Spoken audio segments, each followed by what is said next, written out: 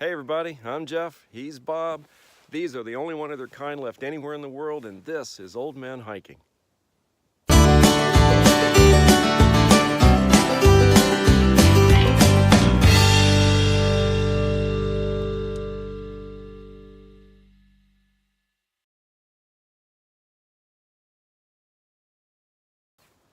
Alright, so today we are at the Vinton Furnace Experimental State Forest near Hamden, Ohio, southeastern Ohio, and we're going to do a day hike down to something that's pretty unique.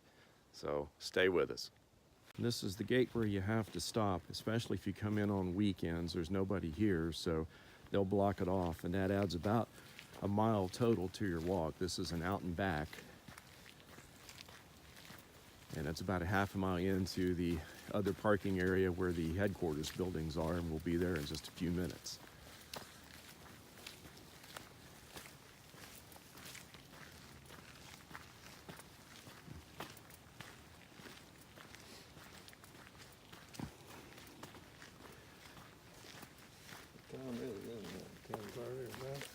Oh, something like that.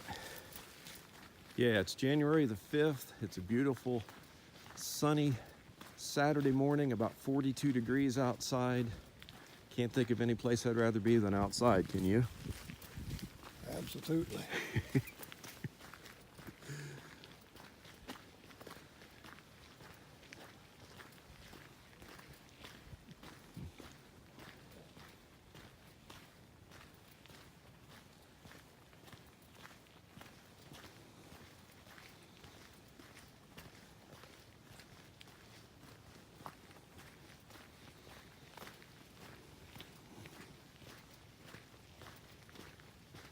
25-mile-an-hour speed limit zone. We're doing considerably less than that, so we're in good shape.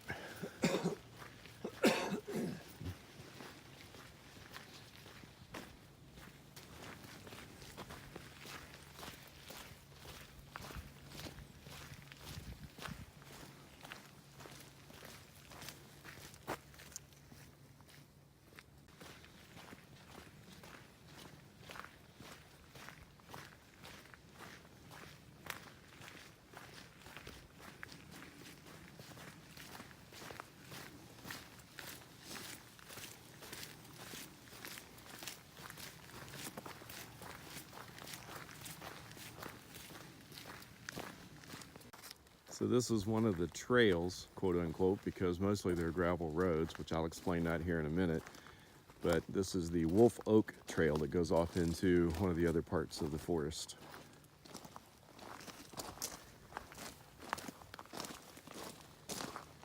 Left here we've got the Yellow Jacket Trail, and off to the right we got the Rattlesnake Trail. So if you like either one of those things, I guess that's where you go, right? Out that way or out that way. We're going to keep on going. Looks like the elevation down here. Yep. Now we're down to 10 miles an hour. We're still okay, right? Yeah.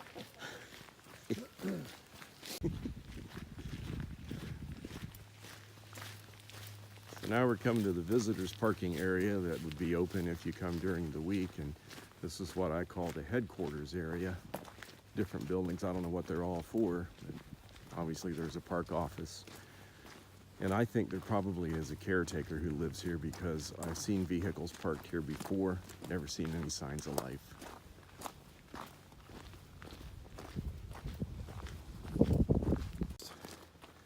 The USDA has, the Forest Service has something going on here.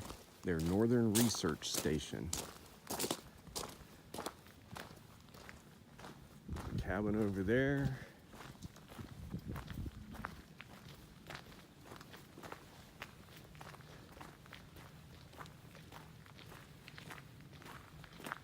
It's a gazebo where you can eat lunch.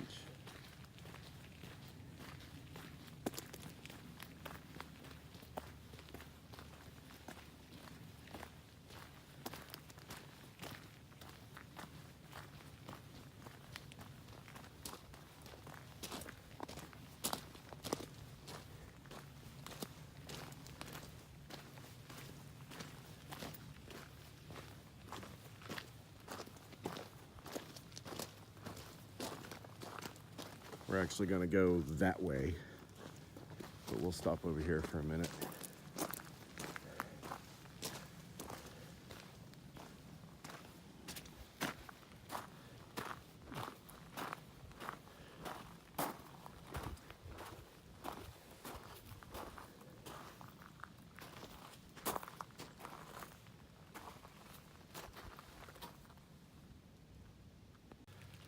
So basically, the word experimental means that they use this area for all kinds of forestry research, and I don't know enough specifically to tell you what, other than you'll see some signs along the way as far as the about the was what? This ranger would have been 95. Wow. He died in 2009, so he was born in 1914. Huh.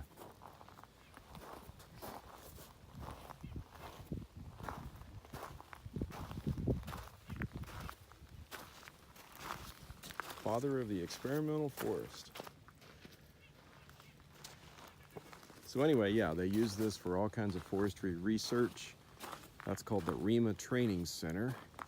And I think they have scientists come in here from different parts of the world. I can imagine that probably Ohio University college students, maybe high school students interested in forestry will come out here. So essentially, it's a 12,000 acre outdoor classroom and research facility. But it's also 12,000 acres of beautiful Ohio hardwood forest. And right now we pretty much have all of it to ourselves. And I'm okay with that. Yeah. So we're going yonder. So we are going on past the headquarters part. We're taking the Pine Run Trail, which again is a gravel road. It's called the trail. And if you look at this on a map from the headquarters building, it's kind of like these trails extend out like spokes on a wheel. There's other parts that have trails that aren't connected to this, but that's the way this central part is.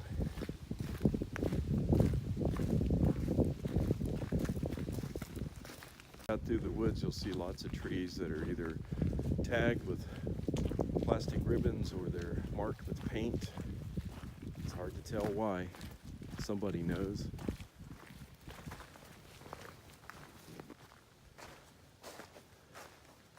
So we're at the intersection of West Road and Pine Run Road.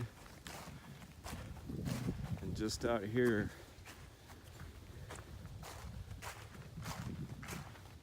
there's one of the signs that I was talking about earlier that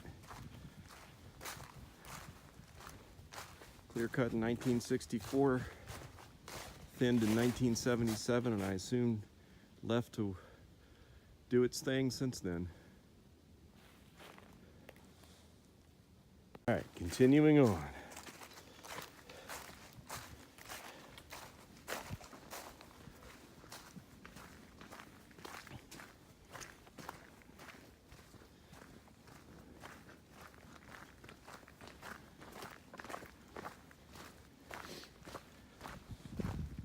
So here's another part of that same stand, clear cut in 64, thinned in 77. So you can see that from nothing in 1964, none of these trees are tremendously huge. It takes a long time for a forest to reestablish itself.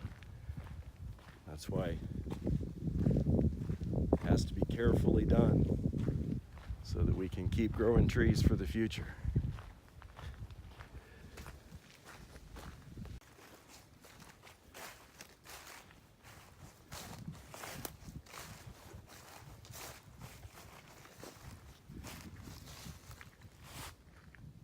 There you go.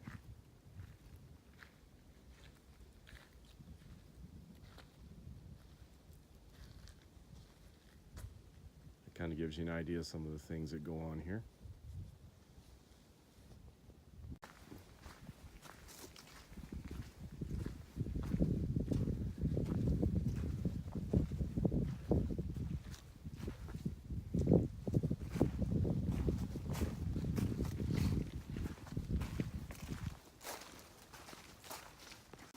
I'll let you go first. You always find the best way.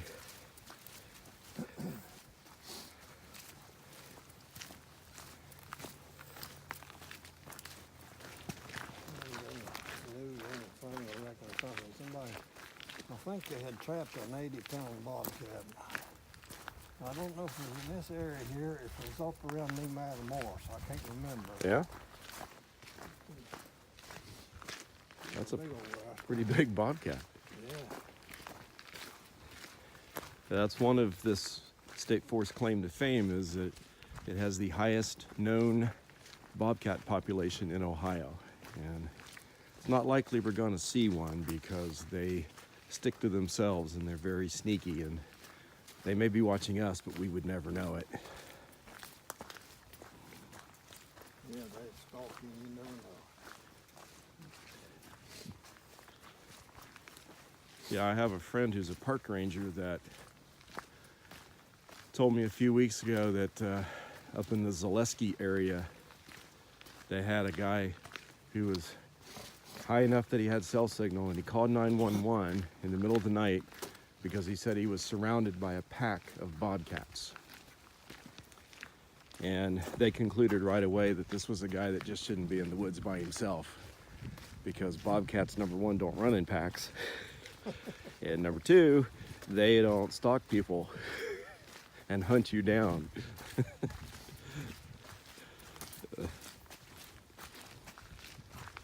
I think they finally sent somebody to sheriff's department or somebody to rescue him, and hopefully told him that, you know, next time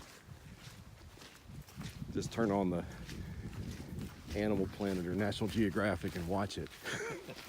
Yeah. Can't wind your watch time there. So we just walked out of the woods and out into this area, which I assume was clear cut at some point. I don't see a sign telling us that, but all of a sudden we're up on top of a ridge and there aren't any trees around us to speak of.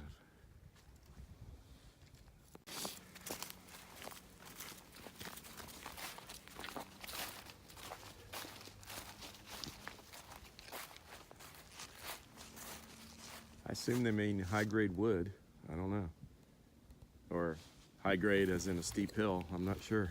Because that is kind of a steep hill right there. The timber had a lot to do with it too. In this case, there's a lot of plywood here. Yeah.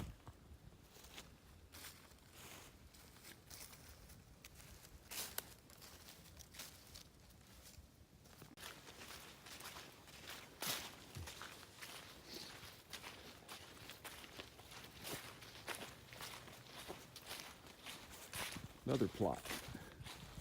They're cutting 98.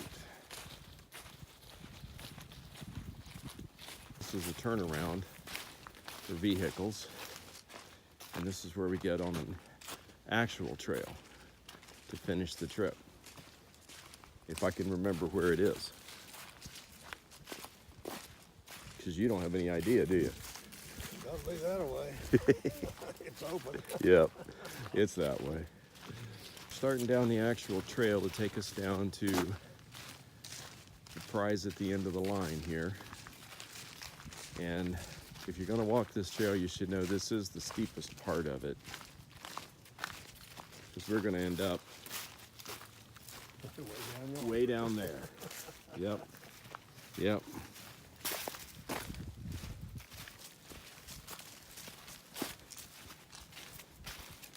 So you may not like me much after we get in it.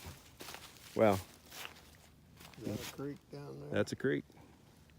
Yeah, we can't go without crossing the creek. I don't think we have to cross the creek. We go right up to it. Well, we got to fall in one someplace.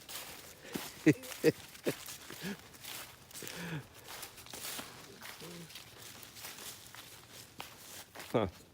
That one gave up. Yes, we did. That was good. Go. You get to cross the creek. Be careful. We have to cross that one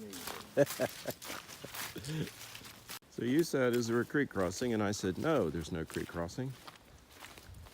I was wrong. We can hop that though, can't we? One way or t'other. That doesn't look bad. Of course, the closer I get, the wider it looks. But like right over there, maybe. Just across that and not even strain.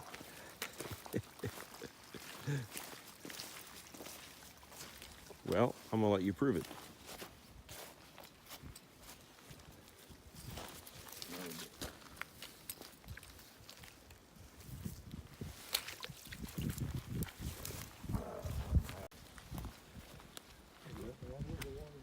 I'd say it is 2, 3, 4 feet.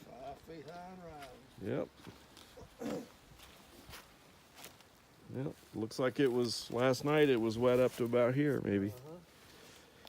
I'm glad it's not last night. Right there. Well, a bridge beats a creek crossing any day, doesn't it? Absolutely. There goes a beaver. What?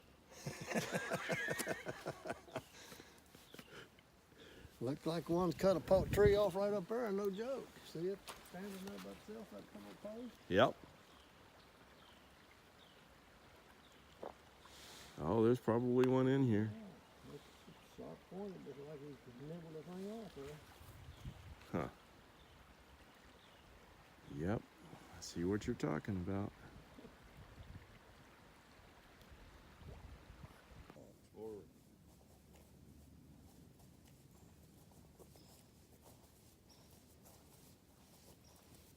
What do you reckon that is sitting there? I don't know. I don't know either. Funny looking thing.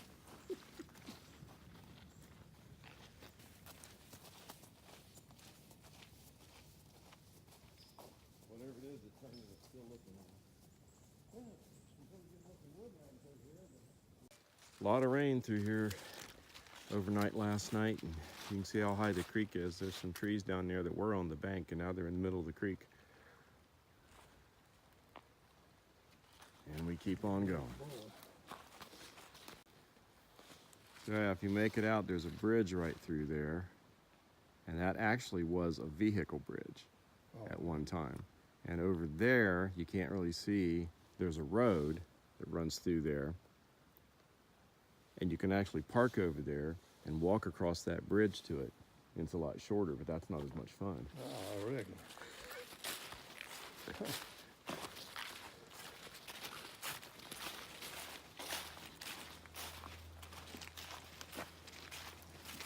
Yeah, that bridge now, I've seen pictures of it online. It's got big holes in the deck, so you wouldn't want to try to drive across it. Oh.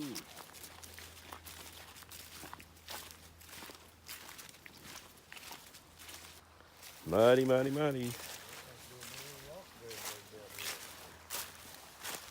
What's that? That's a big old rock bridge. Look, I don't see no culvert, nothing. It's like a bunch of rocks. Yeah, that's true. Huh. So we've hit the official end of the Pine Run Trail. This is another turnaround because even though it looked like a trail, we've actually been walking on a gravel road.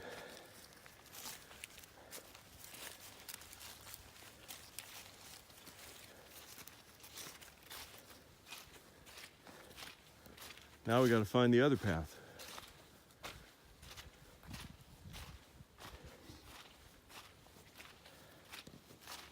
Which is right here.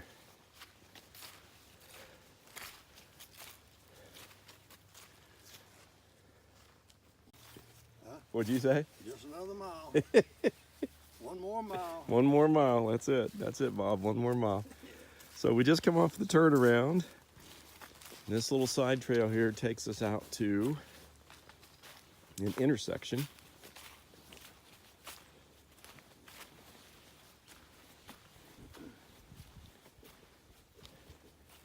Down the hill is the furnace. Up the hill is the coke ovens. So I think we'll go down first, save the best for last. I don't care. All right, here we go. I tell you, you're on a trail. Up to this point, we didn't need blazes. I guess now we do. They think.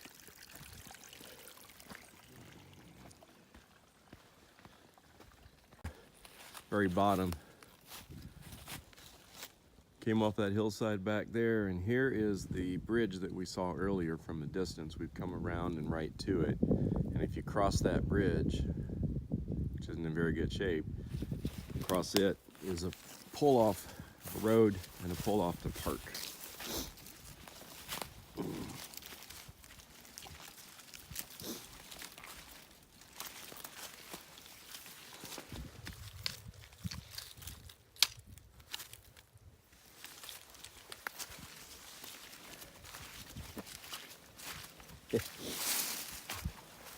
Cross at your own risk. Because it is not in good shape at all.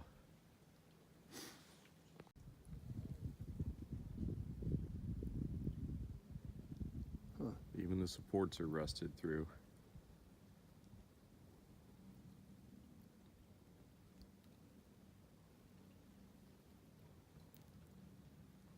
I think the plank boards, it's just the termites holding hands, right? Good possibility. Yeah. So on our way to the furnace, we came across these.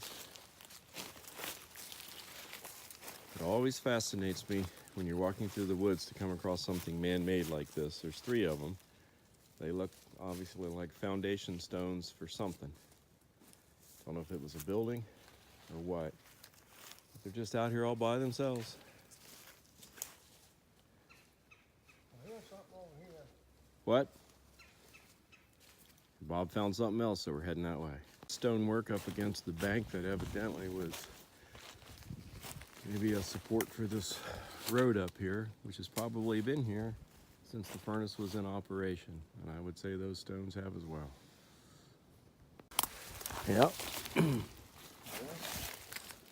Yep. That's man-made. Two ways about it. Yep. Do you know where we're going, or are we lost? Oh, we're not lost. We got plenty of gas. Oops. Yeah, the only problem is the car's 3 miles away. There's a bridge, right? Someplace I seen here a minute ago. I saw it. Yeah, we're coming back out where we were. We still haven't found the furnace, but we're in good shape. This thing's back up the hill, isn't it? And there's that one that goes on out around. So this is the Vinton iron furnace that the park is named for. It's not in very good shape. A lot of it is collapsed. But you kind of get an idea of the size of it. And it's tempting to think, why in the world would they build something like this out in the middle of the woods, in the middle of nowhere? But when this was built and used, this wasn't the middle of nowhere, because it would take several hundred men to run this furnace. And some of those men had families, and they had to live somewhere. So there could have been an entire village all the way around this here that's just gone now. And this is what's left. This is one of 46 furnaces that used to be scattered up and down from where we are on down toward Ironton and over into the Ashland, Kentucky area. Throughout 6 Ohio counties, and it's what's called the Hanging Rock Iron Region. It was a seam of iron ore that could be mined from the surface, and so they took advantage of it and set these furnaces up. Most of them were charcoal fueled, so they would cut down the hardwood trees around, and they had to keep expanding that out as they used up more and more of the trees to burn to make charcoal to keep her going. So after a while, it became kind of an inefficient operation, but by 1875, this area of Ohio led the nation in iron production, which is amazing when you stand here and look at this now. Apparently we're not that far out in the middle of nowhere. Bob just got a phone call.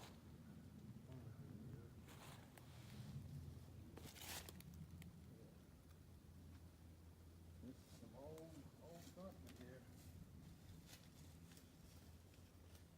Well, we started at 10:30 when we got here.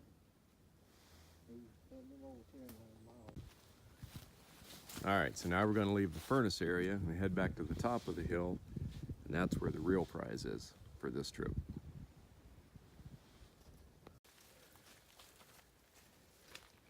And here is what makes this place really unique for a couple of different reasons. These are coke ovens. No, we don't mean Coca-Cola. This is No coke that you huff. what? No coke that you snort. Nope, no coke that you snort either. Nope. This is the third kind of coke. This is where they would take coal and they would heat it up and reduce it down, burn all the impurities out of it, and it became coke. So So the coke turned into a much more efficient fuel that they could take down the hill to the furnace and get it super hot so that they could put the iron ore in it and melt it. Get rid of the ore and just extract the pure iron, which was so hot that it was liquid. There originally were 24 of these here, now there's only 17. I don't remember the exact date, but I think these were put in sometime in the 1850s, and it was kind of a here I am trying to have a history lesson, you're goofing off. It was kind of unique because most of the iron furnaces in the area used charcoal from the trees as a fuel. This one, they tried to go a step above and use coke to make it more efficient. But there were a couple of problems. One, this was a very inefficient design because each chamber depended on the next one for its heat. So it was an all or nothing proposition. You had to run all 24 or none. So it took a lot of fuel and a lot of raw material to keep it going. And the other problem was that the local coal that they mined, which was surface mined, was very high in sulfur content. So the iron that it produced was brittle. Now, what's unique about these ovens is that they were made in Belgium and then disassembled and shipped here and then reassembled. That's okay. And every one of these blocks has a number that's unique. And so the number is how they rebuilt them here. Yep, there's another one. That's how they rebuilt them once they got here, is they had instructions. And it was, think of it like an 1850s Lego set, I guess. And from what I've been able to tell, there are no remaining standing examples of these anywhere in the world other than right here. You can see the holes in the blocks where there would have been iron posts sticking out. They would have had doors that were all hooked together so that they could pull a lever or pull the doors back and open all the doors at once. Then they would have had a ram that shoved the coal out, or the coke, excuse me. They put the coal in one side and out came coke on the other side. Then they would have had metal rams that shoved that coke out to where it could then be scooped up and taken down the hill for the furnace.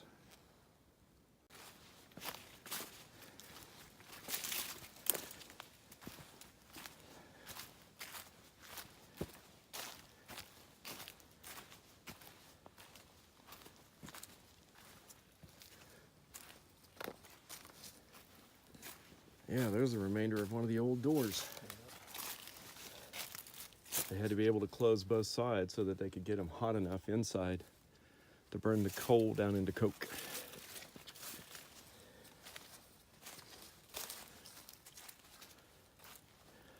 Every one of them's got two holes in the roof. I guess it's for the smoke to go out.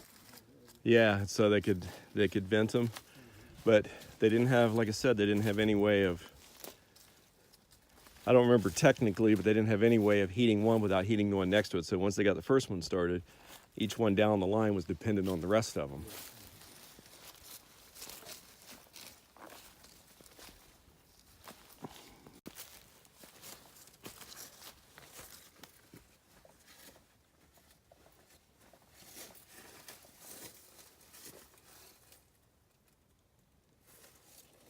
Yeah, they're over here.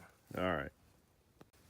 So now we're heading back. That's the turnaround at the end of the trail. This is the side path that takes you down to this intersection here. Turn right, go down the hill to the furnace, turn left, go up the hill to the coke ovens.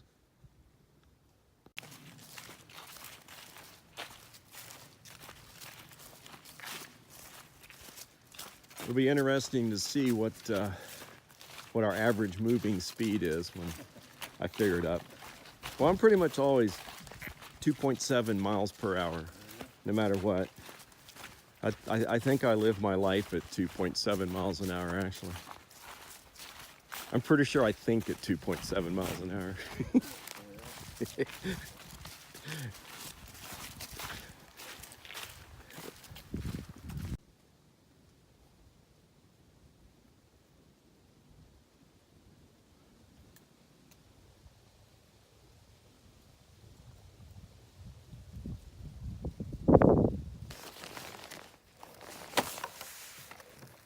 There it is.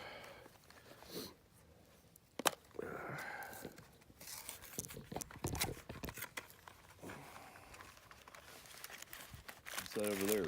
Vienna sausage or potted meat or? That's Vienna sausage. Yeah. I like them things. I don't know why, but I always have them and wrist crackers. They're kind of like the lowest form of meat you can still call meat, but it is good. Yeah.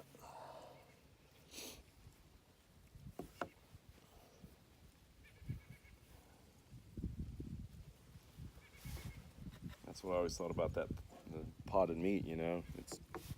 You could have come up with a better name, but I guess you call it what it is. Mm-hmm. Doggone tab pull over there. Buffalo style chicken salad. It's got that buffalo wing sauce on it, or whatever you call it. Yep. I think I does get your attention. brought that on one of the trips, I think. Mm-hmm. That comes from the dollar store, doesn't it? Yeah. Yep. Can't go wrong with that.